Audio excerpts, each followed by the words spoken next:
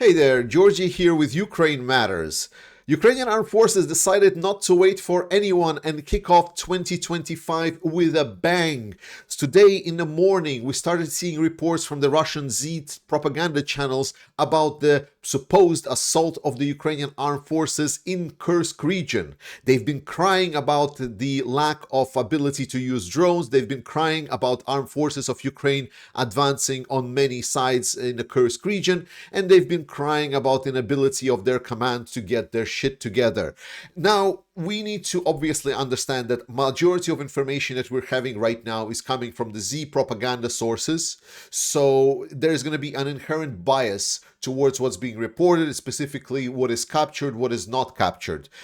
Because right now the Ukrainian armed forces are operating in a complete radio silence, and me on my channel, even if I know something, I do know certain things, but in general, if there are things that are not being reported by the Russian channels, I'm not talking about it, and the Ukrainian armed forces are really not responding to a lot of things either. Let's go over what we do know so far. There is absolutely no doubt that Ukrainian armed forces are indeed on the offensive. There has been video proofs coming from the Russians that Ukrainians are on the offensive, and a lot of the Ukrainian sources have been talking about the heating up of operations inside of Kursk region, like in all of these, nebulous discussions stating it's like, oh, something is up in Kursk, stuff like that. And that kind of gives away that indeed there is an operation underway in Kursk region.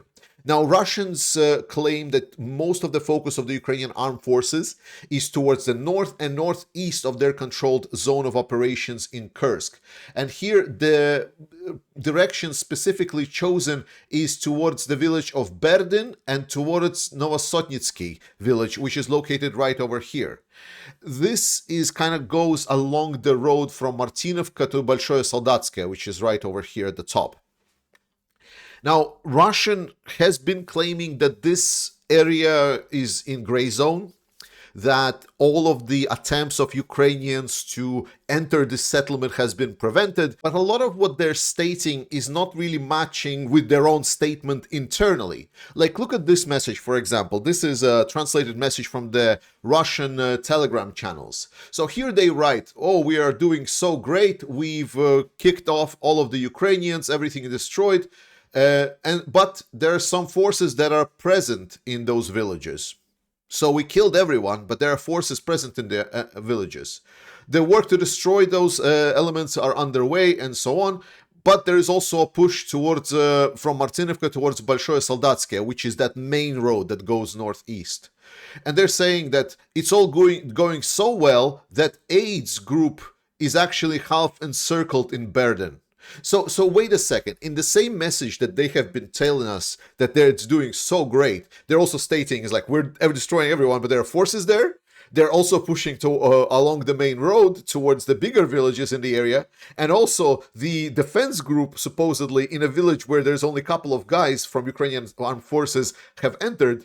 It's also half encircled, our guys is. So as you can see, this is the type of language that Russian is using, that like we're winning so bigly, so incredibly, but in reality the situation is much more blurred. But beyond that specific direction, which is probably the most confirmed, there has been also reports that were very unconfirmed about Ukrainians attacking north of Pogrebki, which is right over here. There were also reports that Ukrainians were attacking directly east from Martinivka. There was also reports that Ukrainians were kind of attacking towards east to southeast from Mirny, which is located right over here.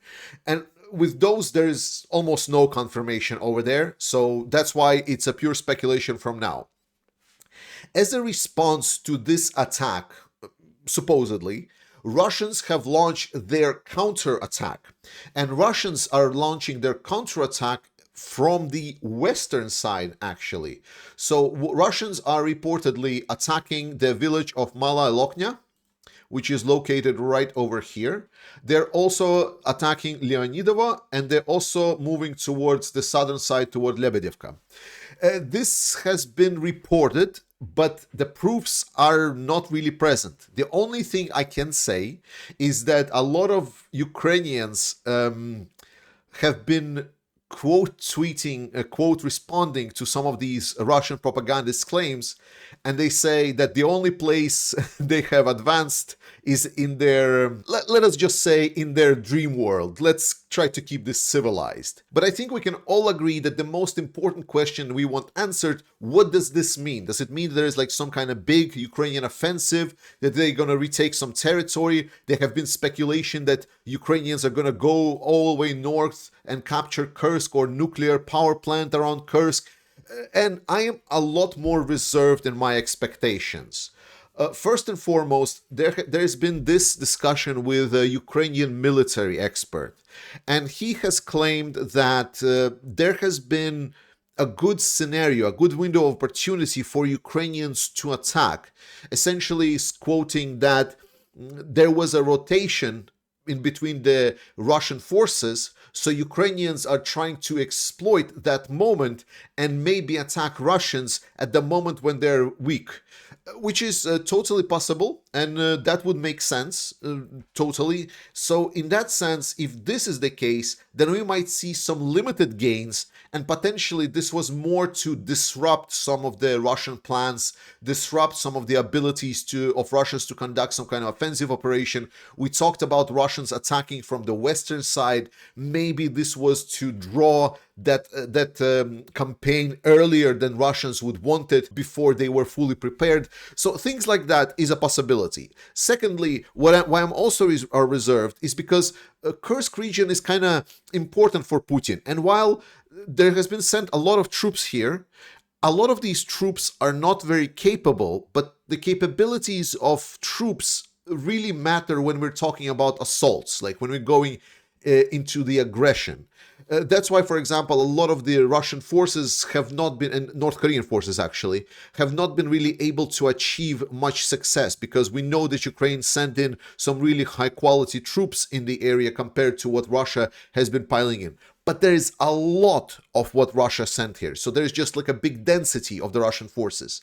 So it's very hard for me to see that a lot of these forces could be potentially easily overcome with one or two columns. I think there would need to be either a bigger breakthrough or more pronged attack. But the point is, I cannot say for sure, because we do not have any information from the Ukrainian armed forces side, and what we're hearing right now from the Russians is, let's just say, not very accurate. And then finally, we are talking here about Syrskyi. Now, Syrskyi has a lot of flaws, which we're going to be discussing in separate videos for him as commander, but he is very well known and very well respected for the way that he's approaching planning and operational planning. And this, if this is indeed true, that there's just Ukrainian armed forces that are attacking just one directions of Russians, with a couple of columns, with the effort to try to capture maybe a settlement, that's it's a very limited scope, it's a very limited operations. Question is, why would you want to go on offensive that way? So I have a sneaking suspicion still at the back of my mind that this might be like a diversion attack, that potentially they're looking to attack somewhere else in Russia, like, you know, maybe they want to cross the border somewhere around Tyotkino or Graivoron where they were active, maybe attack in a Kharkiv region. We don't really know that for sure. So possibilities for a different attack in a different direction, and just kind of drawing the Russian forces, drawing their reserves towards Kursk, maybe that is the point. Additionally to that, there is also some Russian channels that are reporting that indeed the Ukrainian armed forces have been massing up. Sorry, I'm just going to move myself a little bit here. The reports are that supposedly they have been accumulating in the Sumy region for several weeks to form strike groups, and that's being reported by some of the Russian channels. There has been also videos like these ones of Abrams tanks driving around, which seems to be around the Kursk area. And it seems to be quite recent because there is this snow on the road. So the video seems to be about this time. And if it's indeed in Kursk region, then there is a possibility for Ukrainians definitely amassing some amount of equipment to go on the offensive. Moreover, there has been also reports from a lot of Russians in the last months or so, which I kind of dismissed because it's not really been confirmed by anything else, is that some of the Ukrainian forces have been supposedly amassing in the Zaporizhia region. That's why the third point is that this might be just a diversion, and Syrskyi might have a whole different plan in mind to strike Russians altogether. So I think the best advice that I can give you for now is to be optimistic. First and foremost, do not believe any kind of Russian sources claiming that everything was stopped and they killed everyone and so on. Ukrainians are not saying a lot, but they're stating that they are working, they are advancing. It's just obviously they will not be showing any kind of videos about this. For example, here is a response from the Korn Group, which is Ukrainian attacking drone squadron. So they're FPV assault drones. They are usually participating in drone assaults in the Kursk region. Moreover, Russians are having serious issues in Kursk. Here's, for example, Fighter Bomber talking about the fact that the offensive is going on, and it's going on quite fast, and therefore they're having troubles using the UMPK, which is this glide bombs, to use those aviation glide bombs in the Kursk region, and the drones are actually having troubles attacking the advancing Ukrainian units. So that is definitely stating that there are significant resources, most likely electronic warfare, that Ukrainians have been engaging before when they're going on operations. So I would say, wait up, let's see what it's going to be like, and we'll see whether this will play out and how this will play out. But in the meantime, to finish off with some of the great news, one of the infamous Serbian mercenaries that have been fighting against Ukrainians and killing Ukrainians since 2014 has been supposedly killed in the Kursk Oblast just recently, which is always great when these notorious figures get taken out. Then we have the reports that the Russian Colonel Oleg Timoshin was also taken out. Now, Timoshin, you might not remember, but he's the person that commanded a strike on Dnipro in 2023 by a Kh-22 missile, which results in 46 dead Ukrainians, or 6 of them being children, and over 80 injured people in that strike where the whole house collapsed. So again, another war criminal is paying for their crimes. And on a side note, I want to draw your attention that Russian disinformation network has been also migrating to Blue Sky recently. There is going to be a lot more probably propaganda. Even today, I've seen some of the Russian propaganda spreaders already. Be wary of the Russian propaganda and the information that you consume. And finally, as always, guys, I want to say huge thanks for everyone that is participating in our fundraiser. We are almost at 80,000, which is the 8th truck that we're going to be financing for the Ukrainian Armed Forces.